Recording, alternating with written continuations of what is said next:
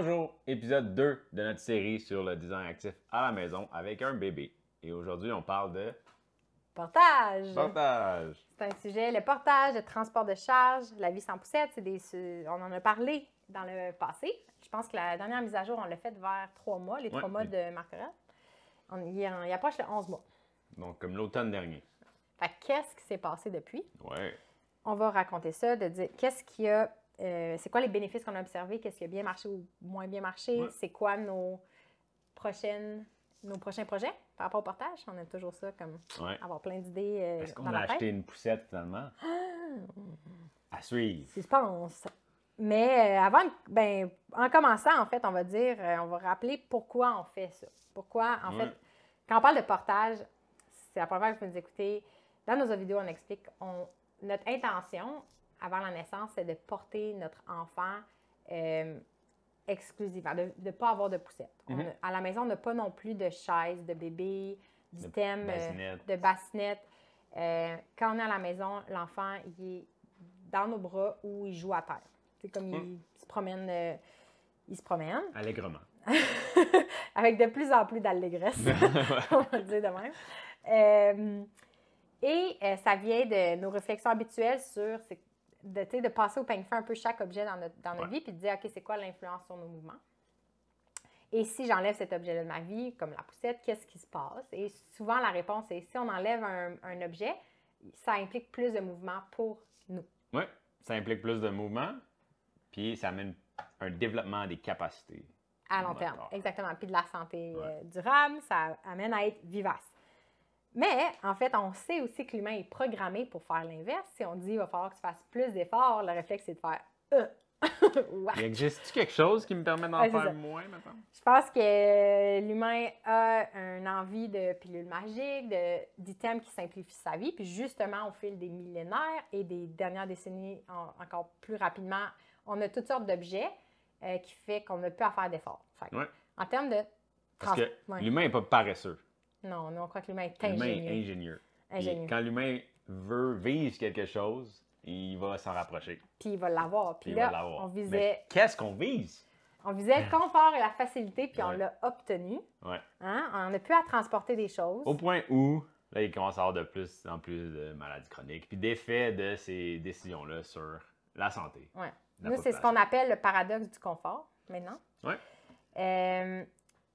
Daniel Lieberman, le paléoanthropologue Daniel Lieberman en parle dans son livre que plus de confort ne signifie pas plus de santé.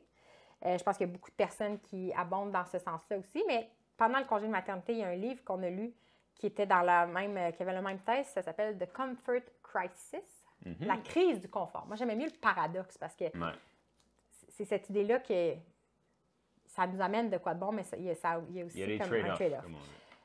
Dans son livre, le journaliste Michael Lister parle justement de ça que on est rendu tellement dans de la watt, tellement dans une culture de la facilité.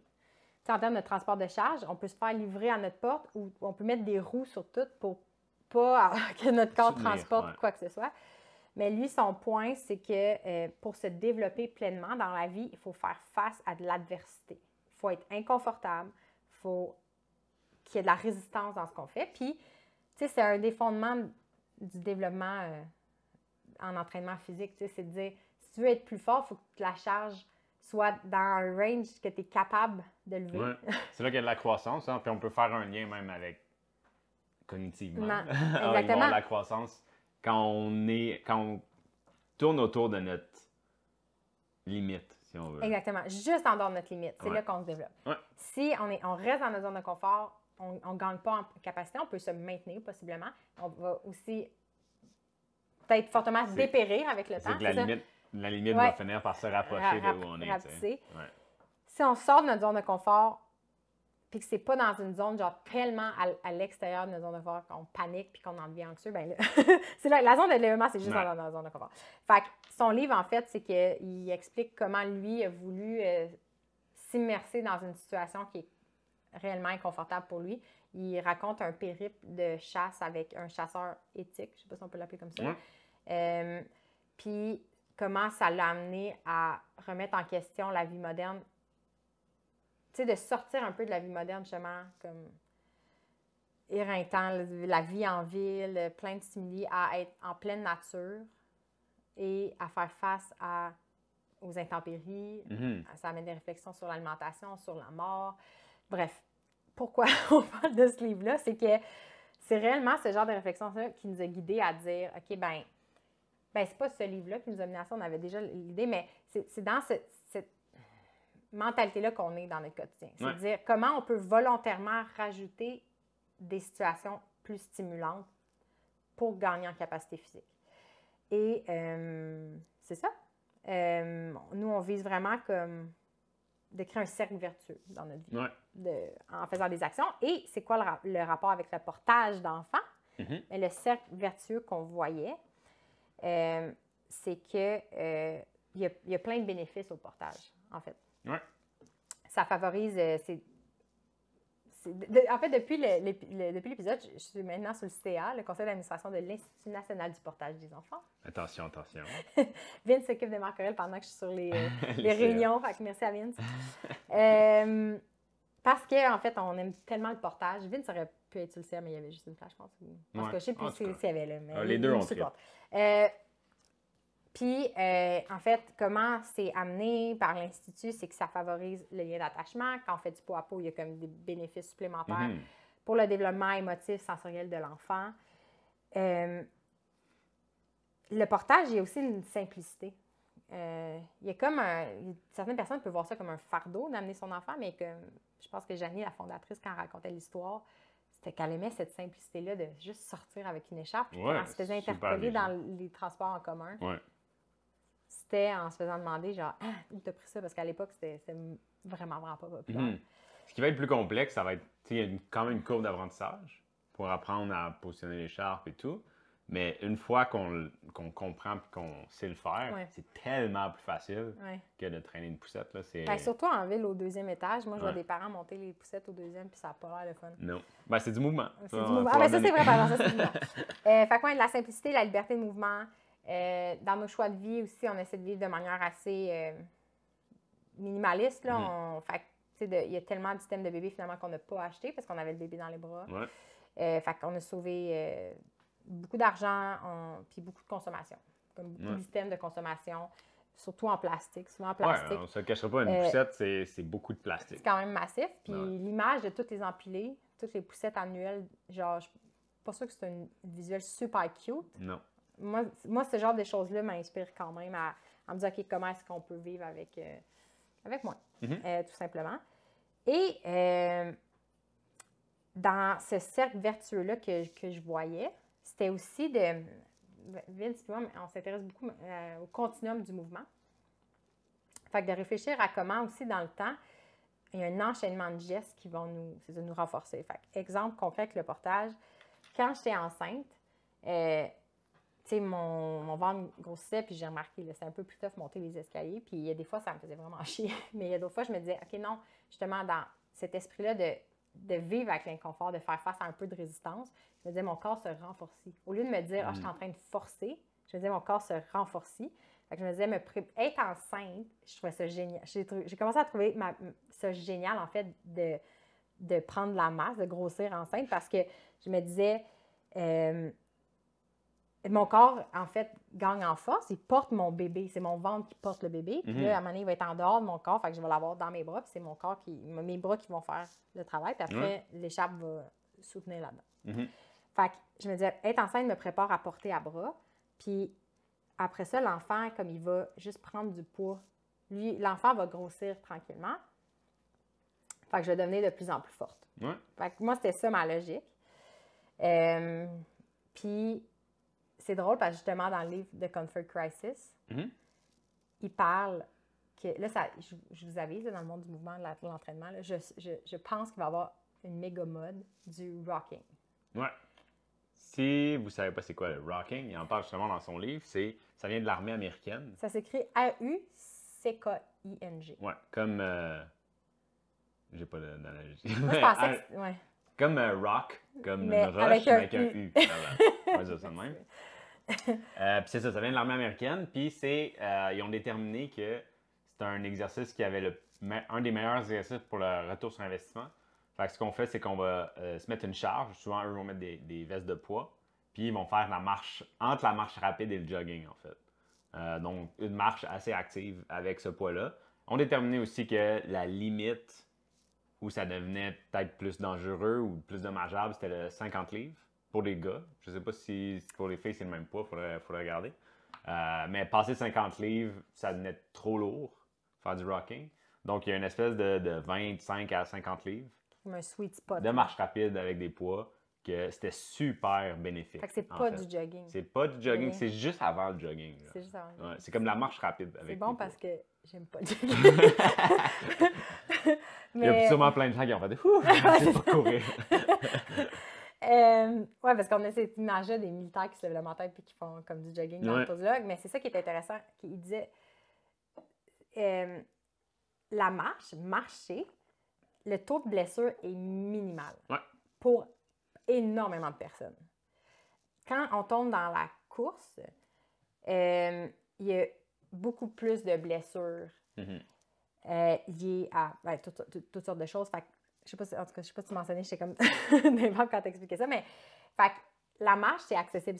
En fait, c'est vrai que le portage est relié à la marche, puis on adore marcher. Oui, puis il survole aussi dans le livre, mais de marcher, déjà là, c'est un des mouvements les plus ancestraux qui existent. Non, mais tu sais, l'humain fait ça depuis vraiment longtemps. Là. On fait ça quand on était tout nu. Il y avait zéro technologie. Puis le transport de charge est aussi extrêmement comme vieux, humain et vieux comme pratique. Tu transportes déjà pendant des centaines de milliers d'années, on était nomades. Fait qu'on transportait toutes les choses avec nous, que ce soit dans des poches, dans nos bras, en groupe, comme pour faire du portage, un canot, des choses comme ça. Fait que le portage actif, le transport actif, super important en fait dans les mouvements humains. Puis c'est drôle parce qu'on a réalisé que notre style de vie, avec toutes les décisions qu'on a prises, est devenu hors norme. Puis certaines personnes vont nous trouver comme intenses ou vont se dire comme... Mais notre but, c'est pas d'être hors norme ou d'être rebelle. En fait, on a réalisé que ce qui est jugé alternatif en ce moment, nos pratiques sont jugées alternatives, des pratiques alternatives. Mais grâce à Mamie Doula, qu'on a reçu au podcast, pour parler de Spinning Babies, en tout cas, on est resté en contact. J'adore beaucoup cette femme.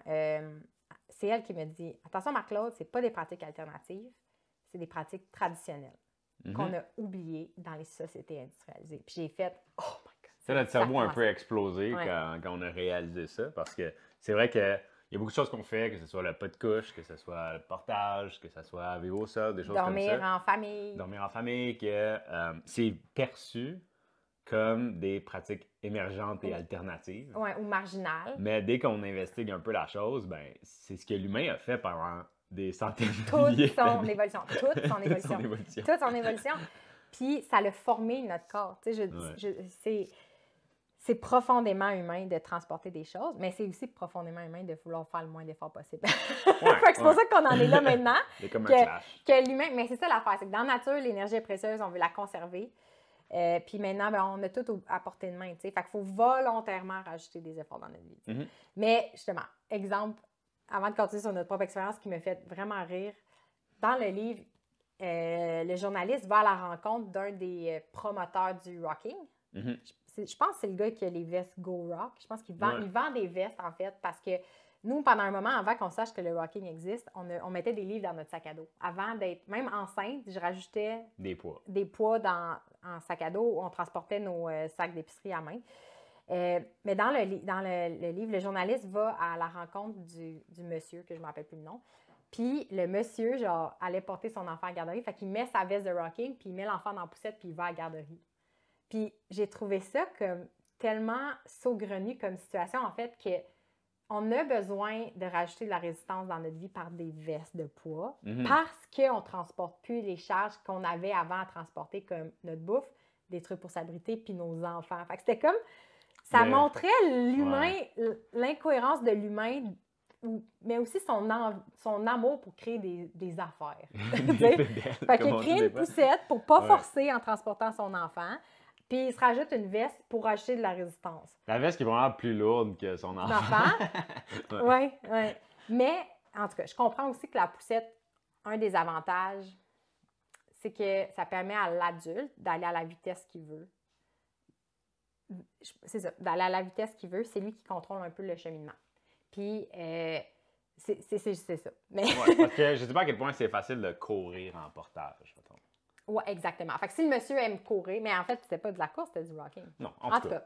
Mais moi, c'est le genre de scène qui me fait vraiment pleurer de rire parce que ça montre, je trouvais ça saugrenu. C'est tellement humain comme ça. Oui, en tout cas.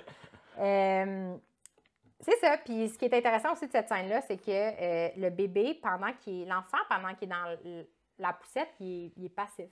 C'est ça aussi l'ironie, c'est que l'adulte se sent actif avec la poussette, surtout s'il fait, mettons, du cardio. Mais c'est juste une observation, là. L'enfant, il est passif. Puis c'est sûr qu'en portage, il n'est pas le plus actif. L'enfant ne fait pas un cours de Zumba en portage, là, mais l'expérience sensorielle est quand même réellement différente. Ouais. Puis nous, on avait compris ça grâce à Cathy Bowman qui parlait de l'importance de porter à bras, même sans écharpe. Ouais.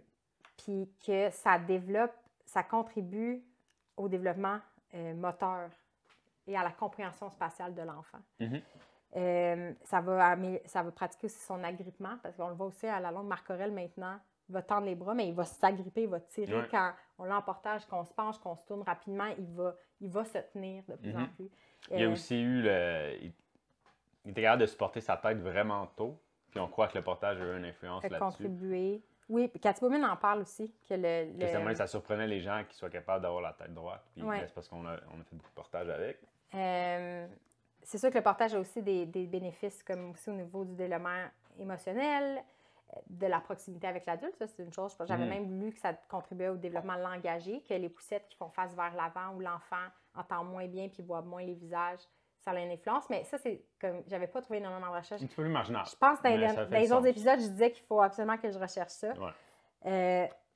Puis aussi la GoPro. On a du footage de Marc Aurèle en portage en GoPro pour montrer un peu comment l'expérience du monde n'est pas la même pour l'enfant en poussette versus en portage. Mais il faut compiler tout ça. Oui. En tout cas. On pourrait faire ça cette semaine, peut-être très bientôt. Mais bref, OK. Pratico-pratique. Qu'est-ce qui s'est passé entre le mois 3 et 10? Oui. Fait que quand il était nouveau-né, pendant 1 mois, on le portait à bras. C'était plus facile, surtout que je me remettais d'une césarienne. Puis, avec l'écharpe, l'apprentissage de l'écharpe ou du port-bébé, on a trouvé ça un peu intimidant, finalement, avec la fatigue parentale et tout. Initialement, ça nous intimidait beaucoup. Comme beaucoup de parents, j'imagine. Après, on est allé à un mix. On allait à l'écharpe ou... Écharpe à anneau. Et à anneau. On avait 2 modèles. Et éventuellement, on a aussi eu le porte-bébé, comme un frame en aluminium. Oui, qu'on a trouvé dans une friperie. Puis, c'est ce qu'on a le plus utilisé dernièrement.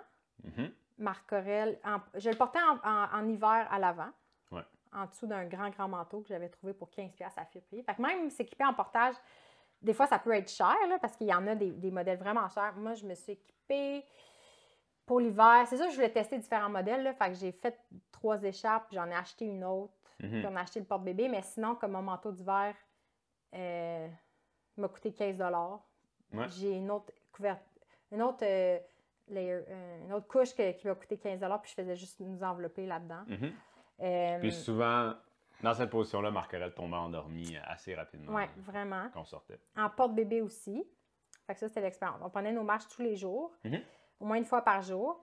On embarquait en porte-bébé, on alternait. Fait qu'au début, Marc Aurèle, c'était presque systématique. On marchait quelques coins de rue, il dormait. Il faisait sa sieste en portage. On venait à la maison même des fois, puis il dormait encore. Plus ça allait, plus il venait éveillé aussi. Puis plus il observait. Puis il a commencé à prendre en force. Puis à la fin, ce porte-bébé-là, il montait. Il y a comme une petite barre dans le bas. Fait qu'il montait dessus, il nous agrippait par l'épaule. Puis là, il débalançait toute la patente. Puis là, il regardait. Parce qu'il voulait voir en avant. Il voulait voir en avant. Il voulait voir où est-ce qu'on allait. C'est intéressant. Il regardait les gens, il faisait des bonjours. Puis là, moi, j'ai commencé à trouver ça désagréable parce que le poids était complètement... Puis il se penchait toujours du même bord. Mais là, la cerise sur le sonnet, c'était qu'il tirait mes cheveux. Quand il s'ennuyait, il tirait mes cheveux. Pour ceux qui suivent nos stories sur Instagram, c'est assez récent, ces choses-là. C'est peut-être dans les dernières 2-3 semaines. Fait qu'on s'est dit, OK, on va essayer de changer notre méthode. Moi, je me disais, il est peut-être plus confortable dans ce porte-bébé-là. Il avait un petit peu trop grand. Fait que là, on se demandait, on a commencé à magasiner des porte-bébés un peu plus de randonnée ou quoi que ce soit. Puis j'avais absolument pas le cœur d'acheter un porte-bébé à 350$. Honnêtement, là, j'avais juste pas envie de payer pour ça. Puis je me disais, je vais peut-être le trouver de seconde main, il n'y a pas de problème. Mais t'es comme... Tu t'es rappelé qu'on avait le petit manuel du portage? Oui, l'INPE, INPE.ca, on fait un petit manuel du portage avec, je pense, entre 15 et 20 positions de portage avec différents outils. Je me souviens plus exactement. Mais une des choses qu'on trouve super vivace, qui est dans ce petit manuel-là, c'est faire du portage avec un long morceau de tissu. Avec l'écharpe, au dos. En fait, tu t'es rappelé qu'il y avait des positions au dos. Oui, je me suis rappelé qu'il y avait des positions au dos, fait qu'on pourrait potentiellement remplacer l'espèce de truc de portage qu'on utilisait qui commençait à être limite par juste un gros bout de tissu. Là, quand on a réalisé ça, on a fait que on le fait. Exactement. Fait que, tu sais, puis ça a super bien marché, là. Les marches, en fait, du jour au lendemain. Il ne dormait plus en portage. Puis là, le matin qu'on a remis l'écharpe, qu'on l'a mis en écharpe, il s'est comme assoupi, il est devenu tout mou, il a dormi.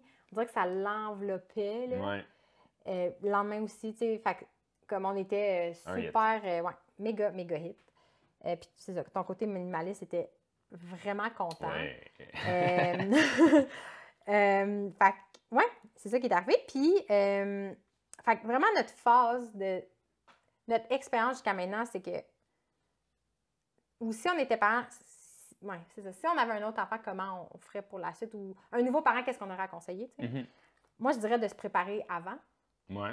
Parce que, avec la fatigue, une fois que le nouveau-né est là, il y a tellement de choses à apprendre, avec l'allaitement, le sommeil, que c'est ça, même nous, tu sais, qui avaient fait des recherches préalables, ça a pris 1 mois avant qu'on utilise l'écharpe parce que c'est vraiment ça, j'étais intimidée à l'idée d'apprendre quelque chose de plus. Ouais. J'avais peur d'échouer, c'est niaiseux. Tu sais, c'est comme, c'est vraiment pas si compliqué, mais j'avais peur d'échouer, j'avais peur que mon enfant me repousse. Fait que je pense que se préparer avant, ça vaut vraiment la peine. Ouais. Par exemple, petit guide du portage de l'INPE. Exactement. Il y a une formation en ligne. Au moins comprendre les différents outils qui existent. Moi, c'est sûr que je ne suis pas moniteur de portage du tout, mais l'écharpe à anneau, je pense que c'est la plus facile à utiliser, la moins intimidante. Puis c'est super basic comme outil. Puis tu peux même apprendre à la mettre sans bébé initialement. Ouais. Comme ça, quand le bébé arrive, ben. Puis je conseillerais même peut-être de. Parce que nous, on a commencé à utiliser plus des outils de portage quand on sortait de l'appartement. Puis moi, à l'intérieur, je pense qu'avec un deuxième bébé, je serais assez tôt à l'intérieur de la maison avant de sortir. Comme ça permet de s'habituer un petit peu plus dans un contexte confortable, sécuritaire avant de sortir dehors avec le bébé. Oui, fait que de se préparer d'avance. Puis si on se sent finalement, quand l'enfant arrive, des fois on ne se sent jamais assez prêt, ou si vous n'avez pas le temps de vous préparer, puis ça vous intéresse dès maintenant, bien, c'est toujours le bon moment d'apprendre. Là. Puis je pense qu'il faut aussi valoriser l'apprentissage sur le tas, en guillemets. Tu sais, je pense que... Sur le tas. Ouais. Non, c'est vrai. Ouais. J'avais lu, par exemple, dans le petit guide que chaque porte-bébé a un peu ses forces. Que, mettons, le portage de côté, que c'est vraiment le fun, justement, dans la maison, faire des petites tâches. Toi, tu l'utilises presque tout le temps quand Marc-Aurèle fait ses siestes. Mais c'est moins adéquat pour des longues marches. Le portage au dos ou à l'avant est plus facile. Fait que ça, c'est aussi, comme j'avais beau le lire, c'est quand on l'a vraiment appliqué, qu'on a fait « Ah ouais, OK, c'est vraiment cool sur le côté. Est-ce que vous aimez plus à l'avant, à l'arrière? » Il y a des jours où on est comme « Ah, je vais porter à l'avant parce que tu te sens comme full colleuse. » Puis il y a d'autres moments où tu te sens comme une sportive, tu es comme « On part à l'avant. » On part marcher! Mais dans le dos. Fait que ouais, je pense qu'il y a la phase de se préparer, mais il y a aussi la phase pendant qu'on est dedans de juste se mettre en mode expérimentation puis être clément envers soi-même. Parce que, c'est ça, il y a beaucoup de possibilités puis il faut découvrir un peu ce qu'on aime. Puis là, nous, on est à l'étape maintenant où, là, on veut juste se simplifier la vie. Je pense qu'au début, j'aimais ça, me dire, j'ai l'écharpe à nous, j'ai l'écharpe, j'ai le porte-bébé. Puis là, maintenant, on est comme le plus simple possible, s'il vous plaît, pas d'affaires à traîner. Tu sais, là, on fait beaucoup de va-et-vient chez nos parents. Fait que traîner, on a presque rien. Maintenant, traîner 3 trucs de portage, on est comme... Ouais. Je pense que notre but maintenant, là, ça va être de faire un voyage. Du char à la maison. Ouais. Tu sais, parce que ça aussi, c'est le pas de couche, on a moins d'affaires à traîner. Fait que ça, là, on rentre dans une période là, où on a de moins en moins d'items. C'est possible. Tu sais, avec juste une écharpe, pas de sac de couche, pas de couche. Son petit sac de linge, notre sac d'ordi. Pas de basinette. Notre linge. All good. Ouais. All good. Mais c'est sûr que là, ce qui nous attend, c'est que Marc-Aurèle va probablement marcher dans les prochaines semaines. Oui, ça le démange. Hier, pour la première fois, j'ai déjà broyé, puis il n'a même pas marché, mais comme, il s'est lâché, puis il a fait genre un move de jambe vers moi, puis non, mais il était solide, il n'est pas juste tombé. OK. J'étais pas là, mais genre, tu sais, comme mes parents, on le regardait tout dans le salon, on sentait que ça s'en venait. Puis ça va peut-être prendre encore du temps, mais on a l'impression que ça s'en vient. Fait que ça va changer la game aussi. Ouais. Et pour Il va falloir aller marcher tout seul, puis on va rester Nous mettrons un GPS, puis là, on le suivra sur notre cellulaire. Parce que là, la game va changer, puis c'est ça me fascine d'apprendre aussi comment, il faut marcher au rythme de l'enfant, mais aussi toutes les méthodes de portage, de revenir au portage à bras, finalement. Comme ce matin, tu l'avais sur tes épaules. Portage au dos. On a recroisé une maman qu'on connaissait à l'épicerie du coin. Puis on était arrêtés, puis on jasait. Puis là, le temps passait, mais son gars était vraiment plus vieux. Là. Je ne sais pas quel âge il avait. Mettons qu'il avait 5 ans. Non, plus vieux que ça. Plus vieux que ça? Ah oui, il était grand, là. En tout cas, il était comme... C'était pas un bébé, là. C'était vraiment un enfant. Puis elle l'avait comme, je pense, dans ses bras au début. Ouais. Puis j'étais comme, aïe, elle est forte.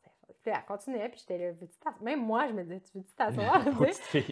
J'étais comme, non, elle était super chill. Puis là, à la fin, quand on s'est comme, fallait qu'elle allait faire des commissions, elle l'avait dans son dos, puis elle avait mis son sac à dos à l'avant. Puis elle partait, genre, parce que j'étais comme, that's it. C'est ça qu'on va essayer de faire. Ouais.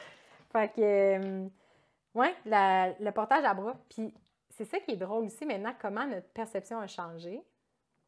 Que maintenant, au lieu de se dire, il faut que je fasse des efforts, on essaie vraiment de spinner ça puis de dire, yes, je fais du mouvement. Puis que même pour moi, le portage à bras, ce qui pourrait être le summum des efforts pour une personne conventionnelle, pour moi, c'est rendu la chose la plus paresseuse parce que je suis rendue trop paresseuse pour mettre l'écharpe. En fait, je trouve ça plus simple de prendre à bras, faire mes petites affaires, le switcher de bras. Fait que je me dis, au final, je suis revenue à la paresse parce que installer une écharpe, je trouve ça plus simple de porter à bras. On va dire la simplicité. Oui, c'est ça. Mais c'est ça. Fait que, il y a d'autres choses à ajouter. Un des bénéfices, c'est ça, finalement, les bienfaits visés, c'était global et pour vrai, tout s'est concrétisé. Ouais. Comme Marc Aurèle, on avait lu qu'un enfant qui est beaucoup porté, qui se sent en sécurité, ne va pas devenir dépendant affectif. Il va se sentir confiant puis apte à aller vers le monde. J'avais vu la façon à mieux expliquer, je pense que j'avais vu, c'était qu'un attachement sain allait amener un détachement sain aussi. Que plus... ça, il en parle, l'autrice du livre Continuum, qui est juste le Continuum Concept, elle explique de comme plus l'enfant se sent en sécurité rapidement, plus il va se sentir outillé pour aller explorer, tu sais. Fait que ça l'amenait ça. Puis on le voit, genre avec des voisins, il va tendre les bras. Il va dans les bras des inconnus, des fois. Justement, cette scène-là, à l'épicerie, quand on parlait avec leur maman, on a arrêté un comptoir d'une dame qui faisait des dégustations. C'était comme une grand-maman italienne, puis genre Marc Aurèle, après 30 secondes, il a fait... Il tend les bras. Il tend les bras. Je pense que la dame, elle savait pas comment... qu'elle travaillait, en guillemets, elle savait pas trop comment réagir, mais il va faire ça, tu sais, puis ça, c'est quand même... ça nous a quand même... tu sais, ces petites scènes-là sont touchantes. Tu sais, au niveau de sa mobilité, c'est pas parce qu'il a été porté beaucoup, finalement, qu'il y a un retard moteur parce qu'il ne bouge pas librement. Tu sais, le reste du temps, il est au sol puis il explore. Moi, je suis quand même surprise aussi. Je me suis jamais sentie autant en forme dans ma vie. Puis, genre, je m'entraîne pas là, en cachette. Là. On fait juste du design actif à la maison. On fait du design actif à la maison. Comme, je transporte mon enfant, on marche. Maintenant, là, c'est sûr qu'avec l'été, l'été qui s'en vient, comme... Avec le printemps, on marche 3, 4, 5 fois par jour. Là. Comme c'est notre façon de faire des pauses puis de même travailler en jaser d'affaires en parlant. Fait que je me suis jamais sentie aussi en forme. Mais la simplicité de ça, ça m'épate. Fait que, moi, je suis juste complètement vendue. Puis, si jamais ça vous intéresse, sachez qu'il y a de plus en plus d'outils pour vous accompagner là-dedans. C'est la mission de l'INPE. Je vais les plugger parce que je les aime beaucoup. C'est la mission de l'INPE de faciliter la vie des parents. Fait que, on va répéter, ils ont un petit manuel papier, ils ont une formation en ligne, puis ils ont aussi comme tout un réseau de monitrices. Vous pouvez apprendre d'ailleurs comme vous pratiquer là, à différentes techniques d'avance. Puis s'il y a des porte-bébés que vous préférez, ben une monitrice peut vous aider à faire voir comment l'ajuster. Puis, fait que c'est ça. Est-ce que tu as une affaire à dire? Ben, il y a un point qu'on n'a pas parlé. Oui. Mais c'est que faire du portage aussi, un des bénéfices, c'est que tu as l'air cool. Ouais, ça, je pense qu'on ne l'a pas dit. Mais c'est super important. Puis après ça, quand on croise d'autres gens qui font du portage, on est comme. Ouais. On est bien content. Mais c'est vrai que quand il y a des mamans en portage, on est comme on fait un petit sourire. Salut! Salut! Nous aussi! On est dans un petit club. Mais non, c'est cute. Ouais. Ben, en fait, ouais, un des bénéfices du portage que je m'attendais vraiment pas, c'est que vu que l'enfant, ou aussi beaucoup le portage à bras, là, l'enfant, il est à la hauteur des adultes. Il regarde les autres adultes dans les yeux. Dans les yeux, pratiquement. Puis là, Marc-Aurèle, en plus, il interagit. Je sais pas, c'est ça, vu qu'on n'a pas vraiment utilisé la poussette, je sais pas si c'est comparable à la poussette, mais je sens que ça crée une certaine proximité avec les adultes, puis que des fois, ils sont surpris que Marc-Aurèle est juste dans des bras, fait que là, il y a un mini saut, puis là, voir qu'il interagit, puis qu'il les regarde, surtout que tu es grand, puis que même Marc-Aurèle, quand il est dans tes bras, il est plus grand que moi, genre. On dirait que c'est invitant, puis il y a beaucoup de personnes qui s'arrêtent pour nous jaser. Qui est beau. Ben, tu sais, juste une grand-maman, ça aime Ben oui. les bébés en général, mais tu sais, qui vont s'arrêter pour jaser ou, tu sais, même une fille au parc l'autre fois, elle était comme, ah, le chapeau, il a un beau chapeau, puis là, elle me demandait où on l'a pris, tu sais, fait que je pensais pas, en fait, que le portage allait être une porte pour créer des interactions sociales. Ça, c'était vraiment pas dans ma liste d'affaires, puis ça, j'ai quand même vraiment apprécié. Ouais. Fait que c'est ça, pour le portage. La mise à jour de 10 mois, on se reparle quand Marc-Aurèle marche. Ouais, si vous voulez pas manquer les prochains épisodes de la série sur le design actif à la maison avec un bébé, abonnez-vous au podcast, vivace.maison/podcast. Puis si vous voulez voir du contenu plus régulièrement, en fait, quotidiennement, il y a l'Instagram aussi, vivace.maison sur Instagram. On partage du contenu chaque jour. Yes. Puis si vous avez des questions, on va accueillir les questions. Si vous avez des questions, écrivez-nous sur Instagram, on va Instagram, allez sur le site web. On est très accessible. Ouais. C'est ça. Bonne semaine. Bye bye.